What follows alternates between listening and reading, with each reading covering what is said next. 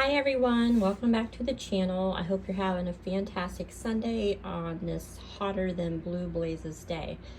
Today I am making chicken salad, and I'm starting with the chicken that I bought, and I usually go like in the early morning on the weekend, and I buy a roasted chicken that was left over from the night before. In our town I could get it for $3. And so I take off all the white meat, and then I have already added salt and pepper, and I have a teaspoon of thyme. I'm also adding a small bunch of grapes, which I have, and then a half cup of walnuts, and then a half cup of mayonnaise. I use Hellmann's just because I think it's not that mayonnaise is good for you, but maybe better ingredients. So just very simply add in all your stuff. I'm going to add the mayonnaise.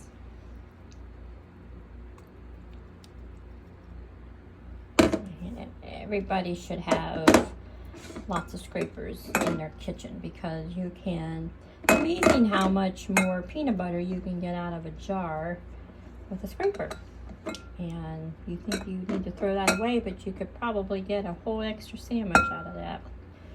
And then also I use, this is a spurtle, and they're just wonderful tools to mix up your little ingredients here. So this is, this will probably make about, the way my husband eats it, probably 3 sandwiches. You just mix it all together. Stores nicely in the fridge. I don't recommend freezing it, just because, I don't know, I don't think mayonnaise freezes well. That's just my opinion. I could be wrong. But there you go. Very simple, delicious chicken salad. If you want, you could add some celery. I typically do. I just didn't have any today. But that adds a nice little color with the green. And it gives a little crunch. So there you go. Nice little chicken salad. You know, I was staring here at my mixer, and I just wanted to say, I think every kitchen, whether man or woman, because a lot of men cook in the kitchens as well, should have one of these. This to me is like purchasing a wonderful car. And I take care of it like it's my, you know, my pride and joy. I wash it every time I use it, all the parts, everything, and it is a workhorse. This is the Artisan brand. This is actually my second one. My first was my mother's. So gosh, when I got it, it was 20-something years old, and I've had this one I think for 12 years now. If you take care of them, they will last forever.